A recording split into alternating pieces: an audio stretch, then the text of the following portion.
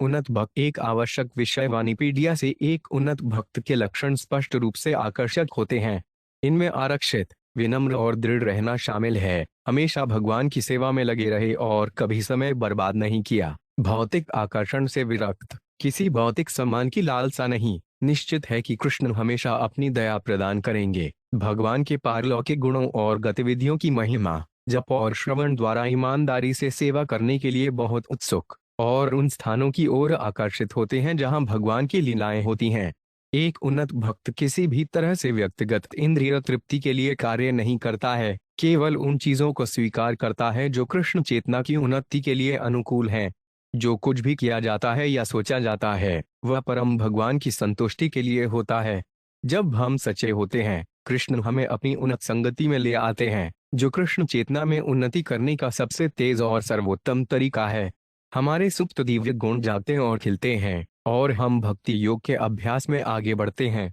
श्रील प्रभुपाद की पुस्तकें, व्याख्यान, वार्तालाप और पत्र इस आवश्यक विषय की व्यापक प्रस्तुति प्रदान करते हैं, जैसा कि वाणी कोर्स एडवांस्ड भक्त श्रेणी में देखा गया है। निम्नलिखित 12 उदाहरणों में उनकी पुस्तकों से एक परिचय नीचे दिया गया है। श्रील प्रभुपाद की पुस्तकों के उदाहरण इन 3 भौतिक गुणों को पार किए बिना एक व्यक्ति अपने आप को सुरक्षित रूप से उनके चंगुल में पाएगा और इस तरह मोहित हो जाएगा, वह सोचेगा कि उसकी सभी गतिविधियां दैवीय रूप से प्रेरित हैं। तब वह स्वयं को एक उन्नत भक्त और बाकी सभी को हीन मानकर इस झूठी अवधारणा को प्रसारित करेगा। अपने ज्ञान से प्रभावित होकर वे इस ज्ञान के बल पर भगवान को देखने की कोशिश करेगा, न कि ऐसा व्यवहार करेगा कि भगवान उसे देखना चाहेगा। मिथ्या अहंकार के मद में चूर वह अपने उन कर्मों को, जो रजोगुण से प्रेरित होते हैं, दैवीय रूप में देखेगा। ज्ञान द्वारा वैराग्य, अध्याय 5.1। कृष्ण किसी के भी निर्देशक और आध्यात्मिक गुरुवार बन सकते हैं जो कृष्ण की दया पाने के लिए गंभीर है। भगवान एक भक्त को प्रशिक्षित करने के लिए आध्यात्मिक गुरुवार को भेजते हैं, और जब भक्त उन्नत होता है तो भगवान उसके हृदय में आध्यात्मिक गुरुवार के रूप में कार्य करते हैं। श्रीमद् भागवतम 7.15-76। वास्तव में उन्नत उत्तम अधिकारी वैष्णव भक्त को आध्यात्मिक गुरुवार के रूप में स्वीकार किया जाना चाहिए। किसी के पास जो कुछ भी है उसे उसे अर्पित कर देना चाहिए, क्योंकि यह आदेश दिया गया है कि उसके पास जो कुछ भी है उसे आध्यात्मिक गुरुवार को सौंप देना चाहिए। विशेष रूप से ब्रह्मचारी को दूसरों से भीख मांगना और उन्हें आध्यात्मिक गुरुवार को अर्पित करना चाहिए। हालांकि किसी को आत्म साक्षात्कार के बिना एक उन्नत भक्त या महाभागवत के व्यवहार की नकल नहीं करनी चाहिए, क्योंकि इस तरह की नकल से व्यक्ति अंततः पतित हो जाएगा। निर्देश का अमृत। पाठ 5। एक बहुत उन्नत भक्त स्वयं को उन्नत नहीं मानता। वह हमेशा बहुत विनम्र रहते हैं।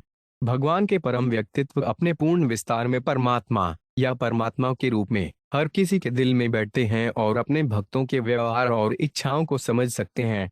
श्रीमद् भागवतम 4.30-29। कृष्ण के प्रति उनके गहरे पूर्ण प्रेम के कारण महाभागवत कृष्ण को हर जगह देखता है और कुछ नहीं। इसकी पुष्टि ब्रह्म संहिता 5.38 में की गई है। प्रेमाजन छुरित भक्ति विलोचनेन संत सदैव हृदयेषु विलोकयन्ति। जैसे ही एक भक्त कुछ देखता है, चाहे वह जंगम हो या जड़देश, वह तुरंत कृष्ण को याद करता है। एक उन्नत भक्त ज्ञान में उन्नत होता है। यह ज्ञान एक भक्त के लिए बहुत स्वाभाविक है, क्योंकि वे पहले ही भगवत गीता में पढ़ चुका है कि कैसे कृष्ण भावनामृत को जगाया जाए। चैतन्य चरितामृत मध्य लीला 8.274। उसे शुद्ध भक्तों की संगति में श्रीमद् भागवतम का अर्थ चखना चाहिए, और उसे ऐसे भक्तों की संगति करनी चाहिए जो अपने से अधिक उन्नत हैं और जो भगवान के लिए समान प्रकार के स्नेह से संपन्न है। चैतन्य चरितामृत मध्य लीला 22.131। राधा कृष्ण एक हैं। राधा कृष्ण कृष्ण हैं और कृष्ण की आनंद शक्ति संयुक्त है। जब कृष्ण अपनी आनंद शक्ति का प्रदर्शन करते हैं तो वे दो प्रतीत होते हैं, राधा और कृष्ण। नहीं तो राधा और कृष्ण एक हैं। यह एकता श्री चैतन्य महाप्रभु की कृपा से उन्नत भक्तों द्वारा महसूस की जा सकती है। रामानंद राय के साथ भी ऐसा ही था। कोई ऐसी स्थिति प्राप्त करने की इच्छा कर सकता है, लेकिन उसे महाभागवत की नकल करने की कोशिश नहीं करनी चाहिए।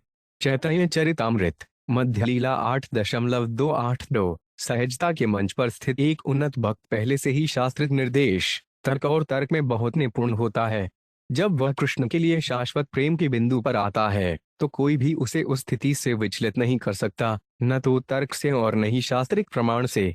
एक उन्नत भक्त ने भगवान के साथ अपने शाश्वत संबंध को जान लिया है और फलस्वरूप वह दूसरों के तर्क और तर्कों को स्वीकार नहीं करता है। ऐसे उन्नत भक्त को सहजियों से कोई लेना देना नहीं है, जो अपना रास्ता खुद बनाते हैं।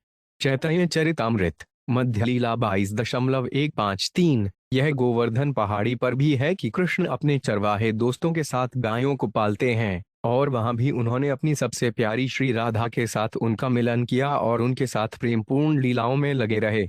राधा कुंड गोवर्धन के चरणों में सभी से श्रेष्ठ है, क्योंकि वहां कृष्ण का प्रेम छलकता है।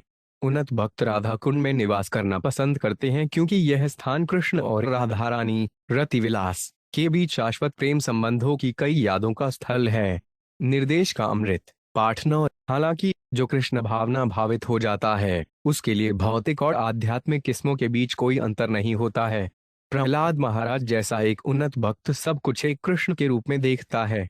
चैतन्य चरितामृत मध्य लीला 12.194। भौतिक वस्तुओं की स्वीकृति या अस्वीकृति एक सन्यासी, एक वैष्णव या एक विद्वान व्यक्ति की चिंता नहीं है।